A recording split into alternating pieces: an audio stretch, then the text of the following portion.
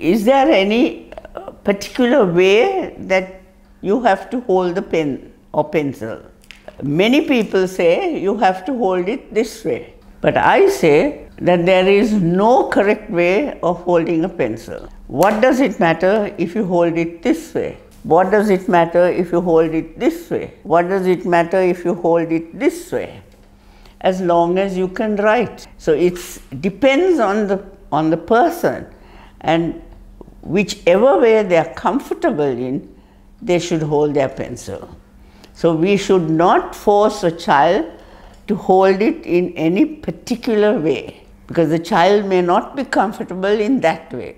The child will be comfortable only the way he or she holds the pencil.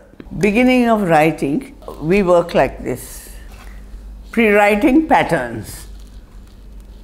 You can work on ruled lines. You can work on a blank sheet. And if you're doing it on ruled lines, the single rule is the best. You dot them and get them to join the dots, because when you dot them like this, you can point your finger and say, join this to this, join this to this. And then gradually you reduce the number of dots. If you have 4 dots, you can make it into 3 dots.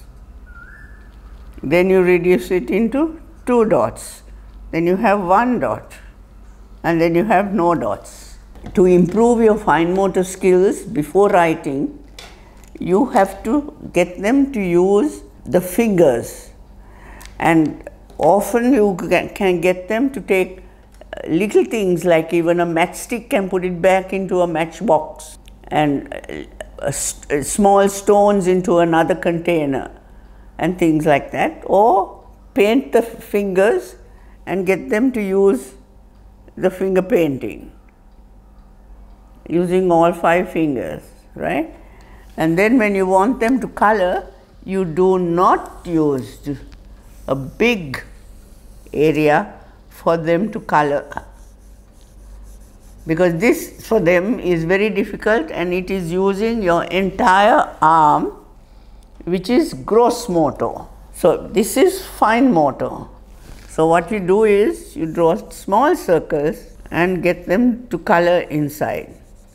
Because for a small circle you only use the wrist down, and that is how it helps you to start writing. And actually even things like hand painting, finger painting is all good, clay work, everything is very good for them to use, you know, sand play, water play, all that is using your hands, not your whole arm.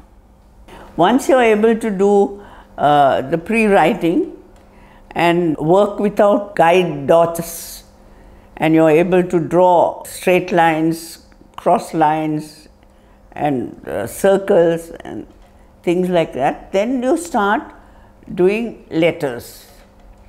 Then you are ready for letters. The indication that they have learnt writing is that when you tell them now write an A, they are able to write an A, they are able to write a B, they are able to write a C, and automatically, you know, you tell them to write. Very often children mix a D and a B, you see. So what you can say is, you make a little story of it. The B, this is the bat and this is the ball, and you hit it straight, whereas the D has the bat this way and the ball going backwards.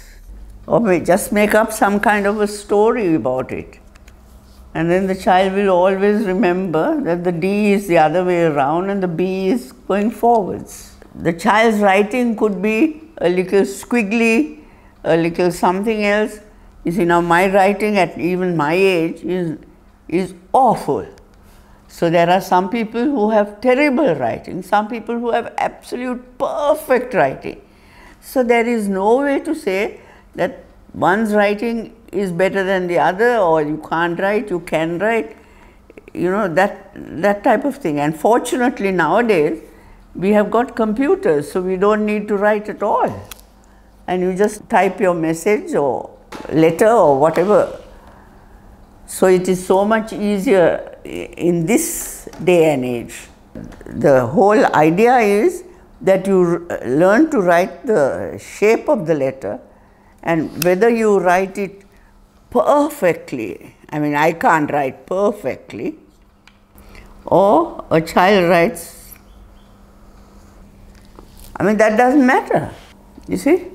I mean, there is no perfect way. Each one writes in a different way.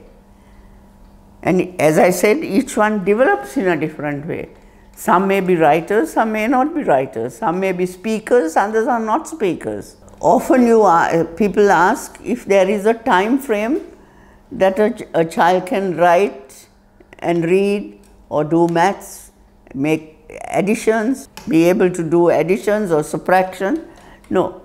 You see, the thing is, in school, it's very competitive because each grade you're supposed to achieve so much, but there are so many who are finding it very difficult to do that. Some achieve that and even more. Some cannot do even that or even the grade below.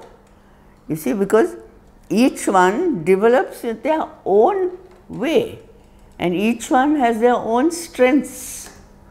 So you have to watch and see how they do it.